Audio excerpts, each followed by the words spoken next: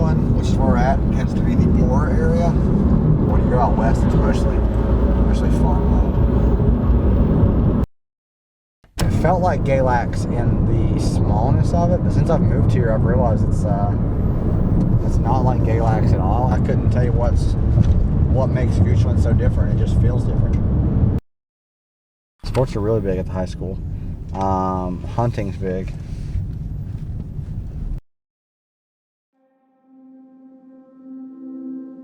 What's been the most important thing for me is like, I wanted to be able to wake up in the morning and have her there, go to bed at night and have her there. What surprised me most was how, at the end of the day, I just wanted to not have to say bye anymore. I'm Brandon Blevins and I work for Young Life in Goochland, Virginia.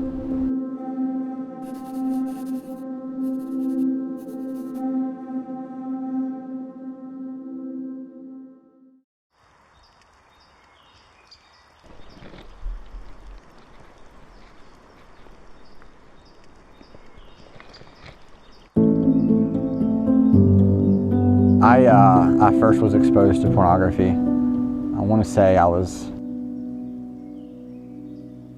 just kind of looked at it occasionally as opportunity provided itself, whether it was people at school saying, hey, look at this. I didn't really dive into it until 8th grade. It was recently after I'd just become a Christian. I remember thinking like, I'll get through this one day, no big deal. And then there were times where it was like porn was the absolute enemy. I would have a new resolve. I'm done, it's not gonna happen anymore. And then there would be days where it was 3 times a day, 3 times in one day.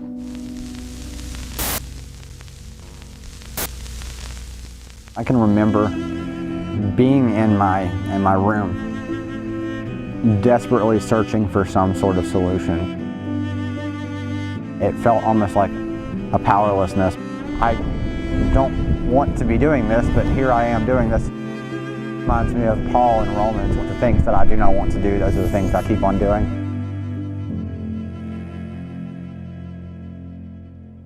Guilt and shame. I couldn't go ask for help. I was watching porn. What were people going to think of me? There was a frustration. I just couldn't seem to get out of it. It was all guns a-blazing, but eventually our own guns tend to run out of ammo.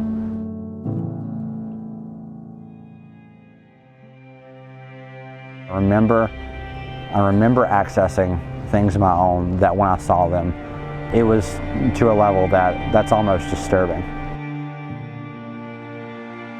Things that I saw that there was just something so wrong that I can't forget, can't get rid of the memory in my head. When I was in school, porn did affect the relationship with the girls that I dated. Though I tried to view them as the women that they were, it was hard not to objectify them.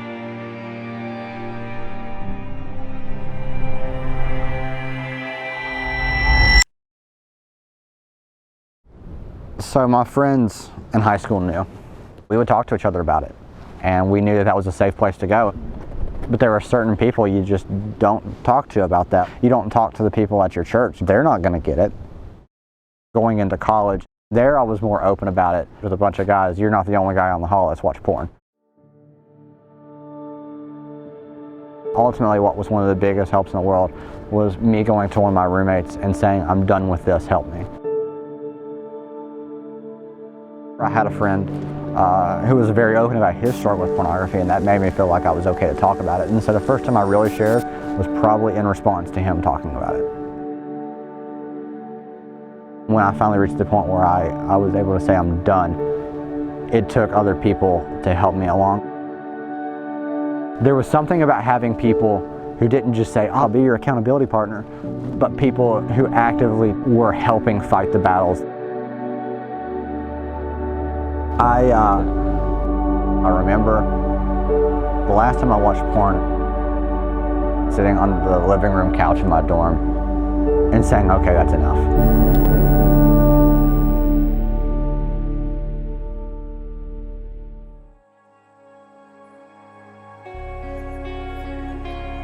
The two things that I can point to the most about walking out of pornography: conviction that was unwavering,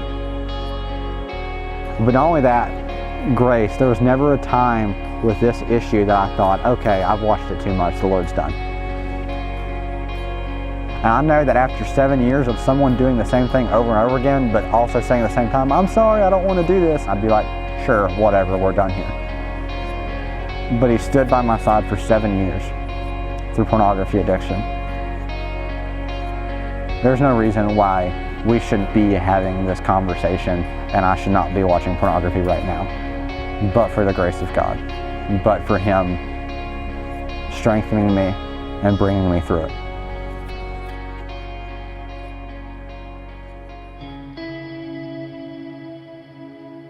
The gospel shows me that God did not begrudgingly give me grace, but that my freedom was purchased long ago, and it was just a patient God waiting for me to take a hold of it. There's intimacy that I have with my wife that pornography can't even try to give me a shadow of. I can sit with her, I can cry in front of her. Pornography, there's nothing in that that even resembles slightly the intimacy and the love and the vulnerability and the safety that I have in my relationship with Riley.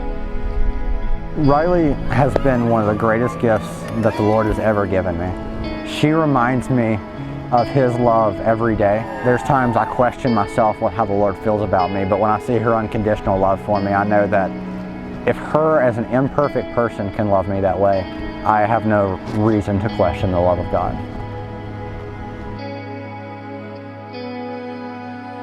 Can you imagine being stuck in a prison cell for 7 years and the jailer walks up and opens the door and says, you're free to go, and by the way, on your way out, here's some really nice clothes, we've got a job set up for you, do you want a good meal before you leave?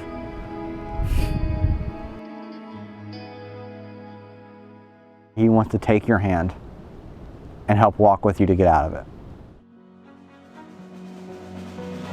His grace and His love is more powerful than your sin. To think anything you have is more powerful than anything of Him is just wrong.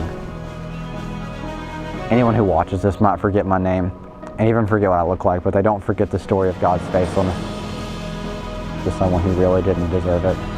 That's the story for all Christians, no matter what they've been addicted to or what they struggle with. I'm just proud to join in the chorus of those who have been led out of terrible, terrible things into glorious light and love.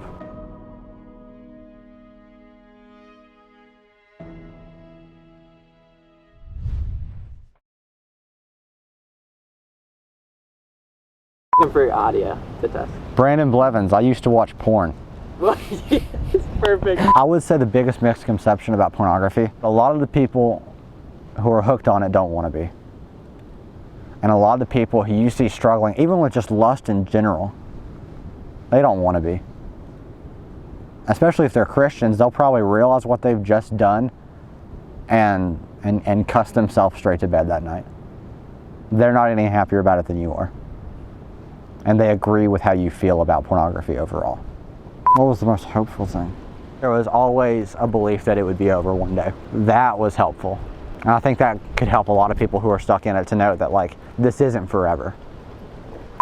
I've talked about it.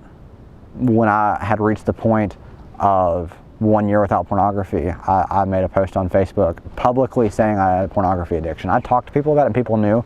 That was the first time parents found out. That was the first time church people found out. I remember a point where things got serious, and it was probably around 7 or 8 months before I actually stopped.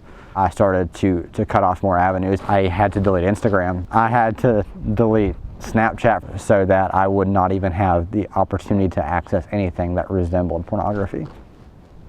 What does it feel like to be free from pornography? I'm done with it.